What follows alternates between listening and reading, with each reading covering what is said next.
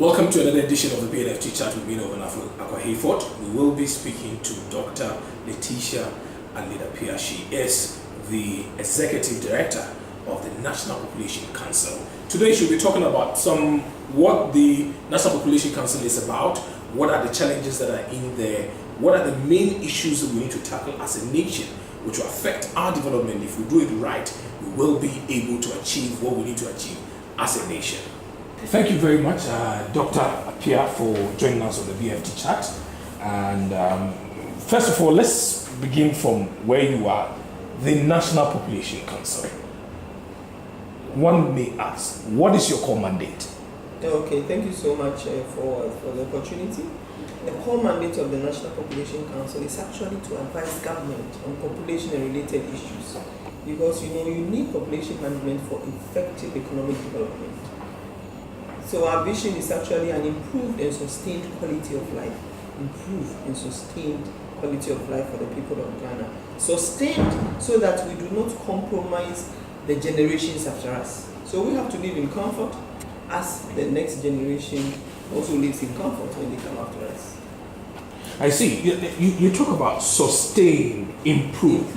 What has been your impact on Ghana nationally over the years that the National Population Council has been around? I'm sure that a lot of people may ask, what at all do they do? I mean, what is it? Well, that's true. I think probably I'll just go back. When I was coming here for the first time, I've been here just a year. I've always worked in the Ghana Health Service since 1994, actually. When I was coming here for the first time, I got lost. so you're not far from the truth, But the National Population Council, I think, is a very, very critical organization. It's actually set up by an act of parliament. It shows how important it is, We had our first population policy in 1969. Ghana was the third country in Africa to have population policy, after Mauritius and Kenya. We're the third. A policy which is still working, helping for us to shape the population, or what is happening? Well, it should work. You see, what we need to do as a country, probably the National Population Council has not done too well, and we're thinking of how to, reposition it very well, is to let policymakers and all of us know that population variables are part of economic variables. You cannot talk about economic development without addressing population, without having population indicators. You understand? One indicator, for instance, I'm very passionate about is teenage pregnancy, for instance.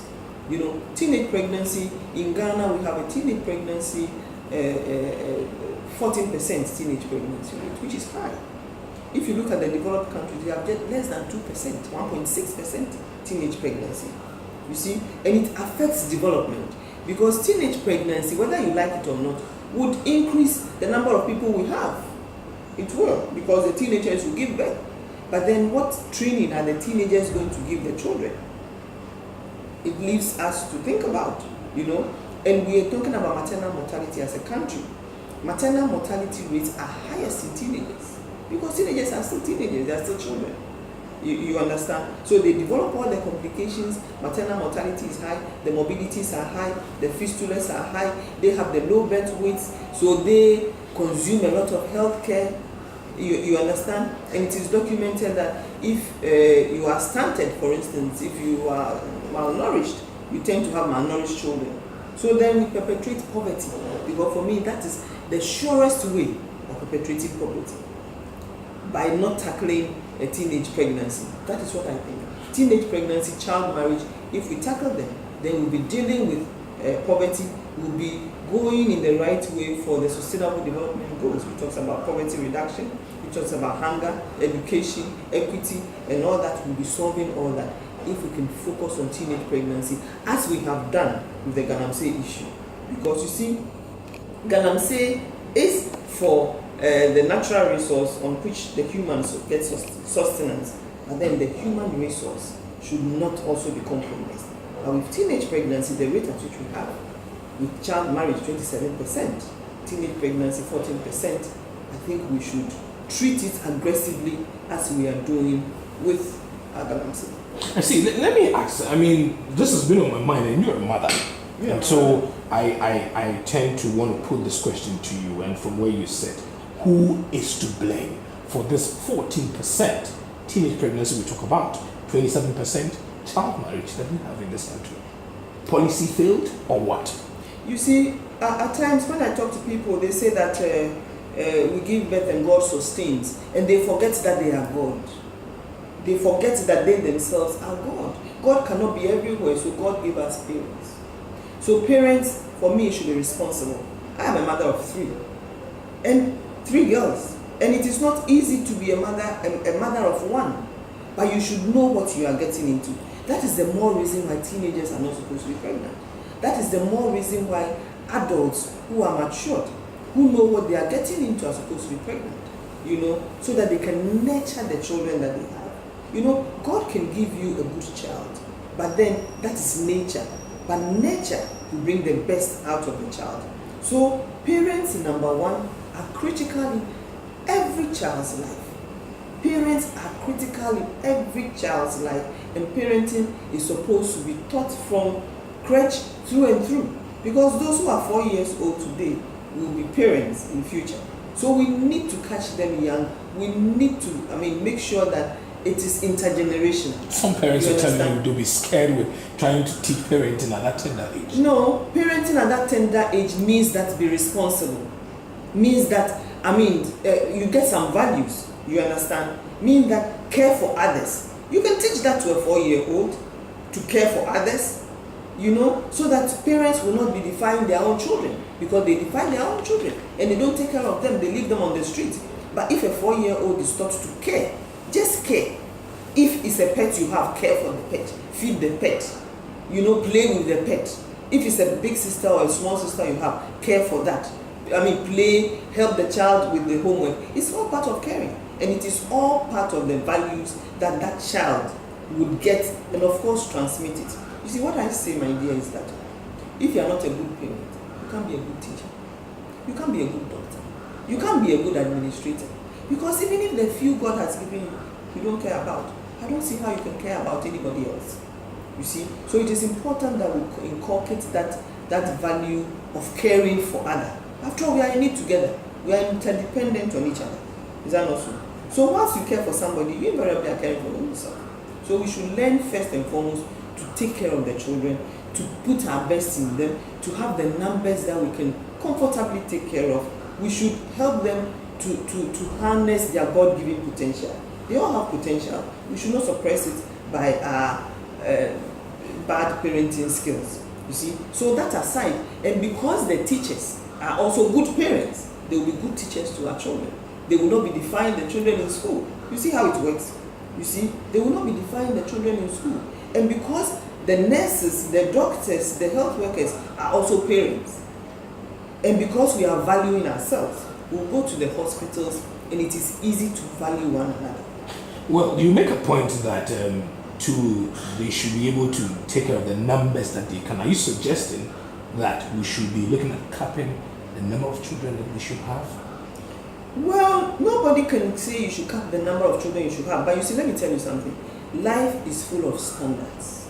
You see, the medics, the scientists will tell you that their sugar level, the normal range, is 4.4 to 6.6. When you go above 6.6, you start getting challenges with your eye, retinopathy, you start getting, how do they call it, anansi, do you understand? You start getting some complications. So as much as possible, be within the normal range. They will also tell you that your BP, for your age, should not go above 140/90. Do you understand? Because after that, your likelihood of getting strokes and other complications are increased. So they give you that, but they don't force you to do that. Don't they? No, they don't. They tell you that this is what you need. It's even in the Bible. The straight and narrow path and the wide one. Choose what you want, but you cannot withhold information from people. Information you cannot withhold. You understand? So the scientists have said it. Even the Ghana Statistical Service has given us data. There is an article I like quoting a lot. They looked at a report from 194 countries. 194 countries. The National Statistical Service, the Demographic and Health Survey report of 194 countries, gave us some demographic risks. You see, above which maternal mortality and then child mortality increases. And most countries are abiding by that. So you see that the maternal mortality figures are going down. We are not probably sticking to that. So maternal mortality figures are going down. It's just like eating kenke morning, afternoon, evening, and praying that you lose weight. It doesn't happen. Probably you should eat for lunch and breakfast and dinner, eat something else. You see, so if you keep eating the same thing, you keep probably getting the same results. You see, so the demographic risk that the people have told us, and it is in this document, the Ghana Statistical Service, the Demographic and Health Survey report, gives us demographic risk. And the first one is teenage pregnancy. Children, pregnancies in below 18 years. It is there. So what are we doing as a country about that? What do you suggest we do as a country about that? Well, it is a multi-sectoral approach that we need to. You see, in Ghana, we have 70% of us going to church. 70% of us are Christians, we go to church. The rest of us go to the mosque. And then very few of us, do our own thing. You understand? So we should all get on board. In Senegal, for instance, they are getting imams. Imams are preaching family planning in the mosque on Fridays. And so the uptake of family planning is going up. You see, we would have to also, I don't know how to there are some good parents. There are really some good parents. And I think that as part of Farmers' Day, whatever day, we should have a parents' month. Malaysia has a first family movement. They have a first family movement. You understand? Because they have realized that the family is the foundation. Their slogan is, they have this slogan, it's like if you enhance your family, you enhance your nation. Yeah. Strengthen your family, strengthen your nation. Great. Do you understand? So that's what they are doing. So they are making sure that people, they have set standards and making sure that people are falling in line. You see, Singapore, the value of a man depends on what you have been able to make out of your children. It's not what you have been able to make out of yourself, but what you have been able to make out of your children. So those are standards that check us. You see, so if we start appreciating good parents, we start having a family month where every community would have a citation and the chief would greet the parent and give it to them, probably the drunkards will be sitting there and be having a change of mind. But if we are not doing that, then probably they will continue to rape them and all those type of things. You see, and we should learn to live in shame. How does this impact on development? Because from where you sit, yeah. I'm sure that it's affecting planning, development, and all that. So how does it impact? The issue is that who develops a nation is the human beings in the nation who develop the nation. So the quality of your human resource, the skill of your human resource would affect your development. And of course, your development will also affect the human resource. That's why there's a balance. You see, we all now go to Dubai, it's a desert. Why have they turned it into what it is? It's the human beings. You understand? So it is the skill of the human resource. So if all we do is to buy and sell, then probably that's what we'll get. So we need to put value on the human resource. We need to develop the human resource. We should look at the skill and not so much as the numbers.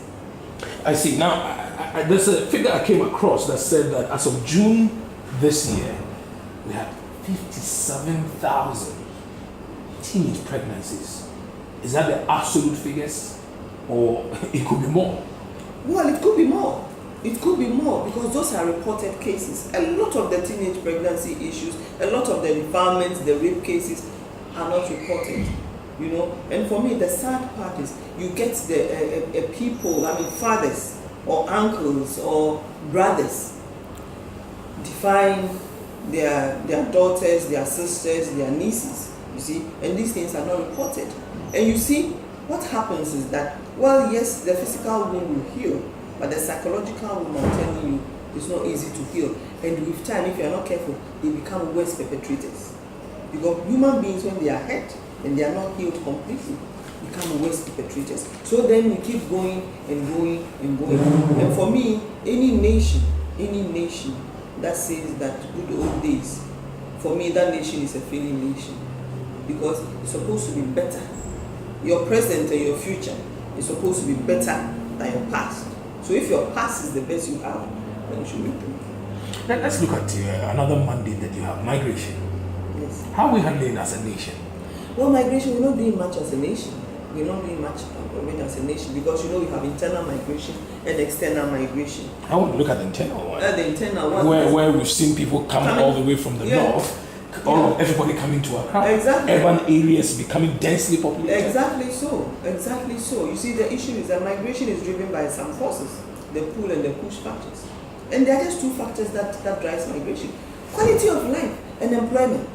Everybody innately wants a good life and employment.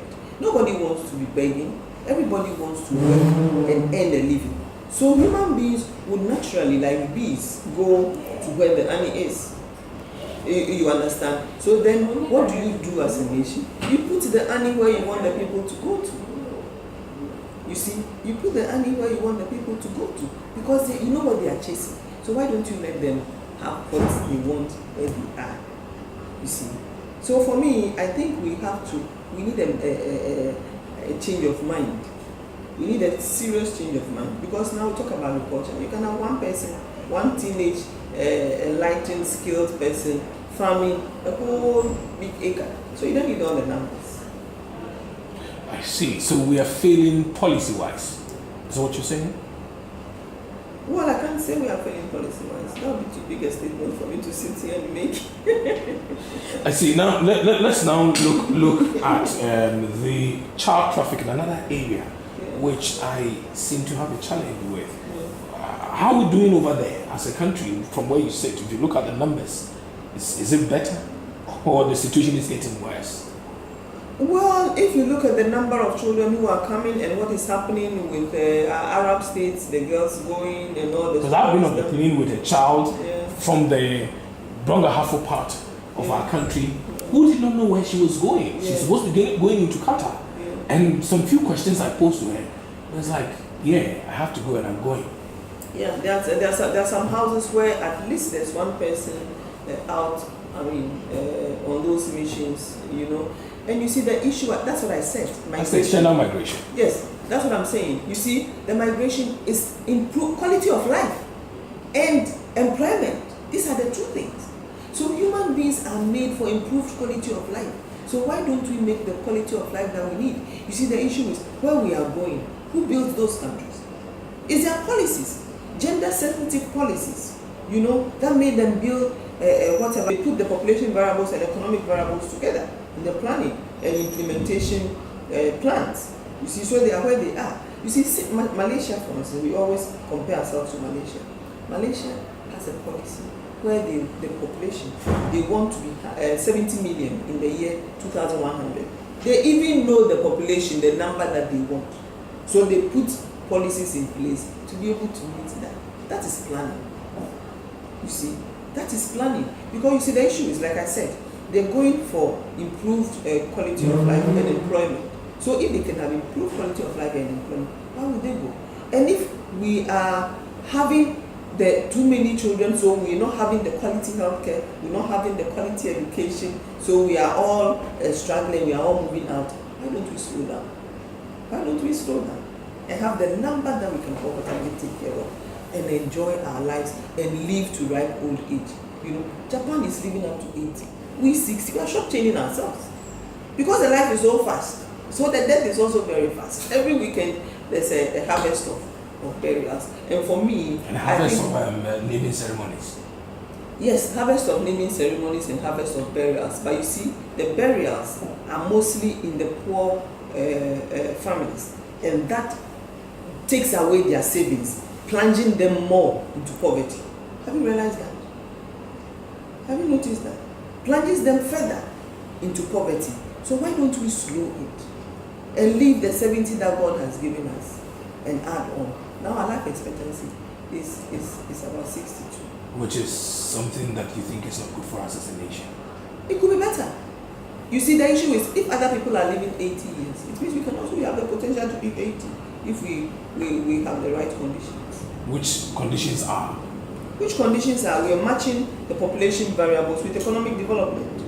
Do you understand? So that we are not letting the population growth outstrip the economic development with our policies.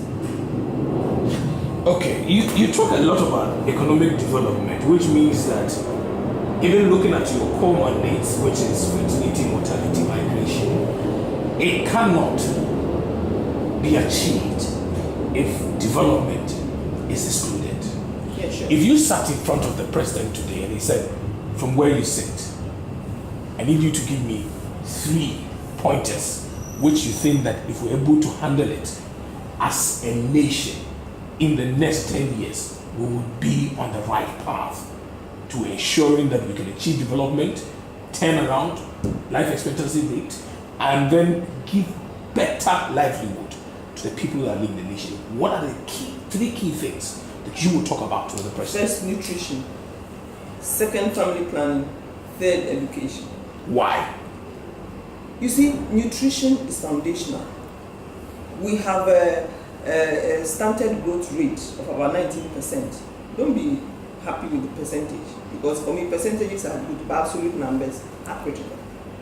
You need nutrition for you to develop physically, cognitively, even to learn and be skilled for economic development. So nutrition is one. Family planning. You cannot do anything without planning your family. Just like when you are putting up a building, you don't just get up one day, go into the street and dig anywhere. You plan to put up a building. So you should plan your family. And you should know the Africa you want, the family you want. And we should set standards for the family we want. We as a nation should say that no child in Ghana should be below SHS, because that is where change starts. You understand? So we should set our standards as a family. We should set the standards that we want for our children and say this is where we want to get to. We don't want a teenage pregnancy in the family. We want the children at least to have SHS education. Only then will the children be enabled, do you understand, to study. Because you see, if I'm a mother, when I had my child, if I wasn't planning my family and I had 1, 2, or 3 in succession, no matter how bright the first one is, she wouldn't get to her highest potential, because she cannot come home when I'm saddled with all these children and I'll leave her to learn.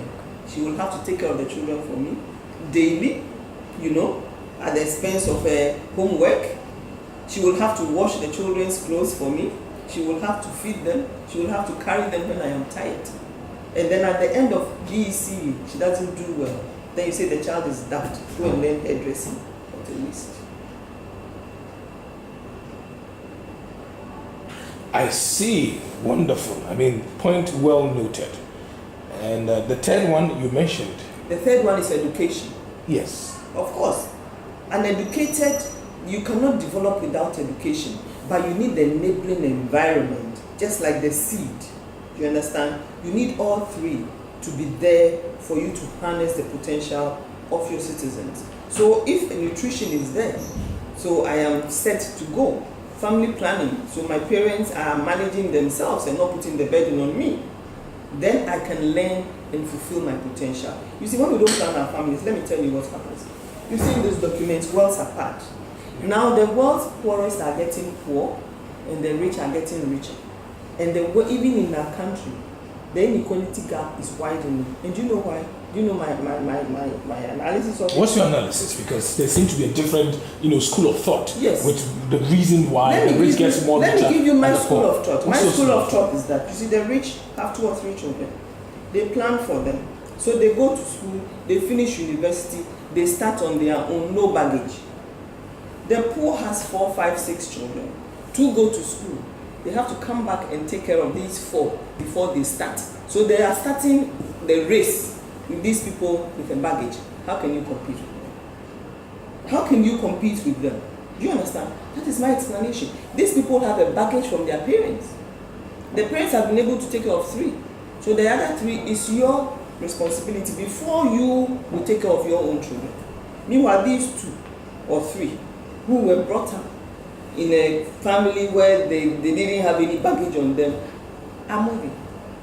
Try running with somebody who is carrying another person and somebody who is running on his own. That you'll be moving and the gap will be widening. And that is my explanation. So the Marxist theory of the rich getting more richer and then the poor getting poor seem not to be applying fully here. It doesn't have to apply.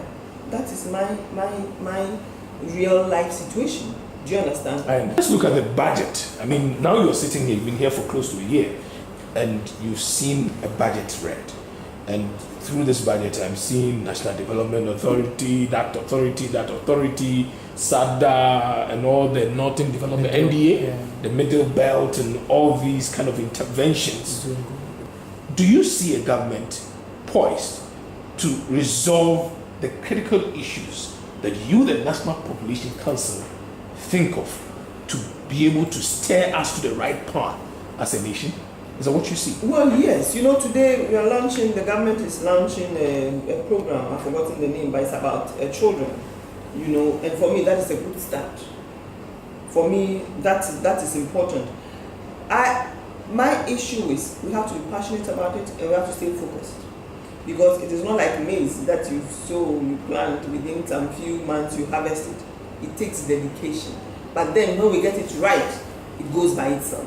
We don't need to, nobody needs to go to the West and tell them take care of your child. I mean, you'll be the very odd one, of course, unless in the community where they normally won't.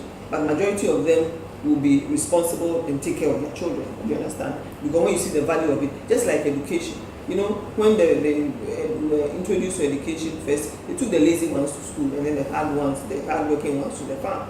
But now we know better. So now, I mean, we know the value of education. You see, so when we do that and stay on course and see the rewards, we would make a headway. The only issue is, even in families, it is not just the government.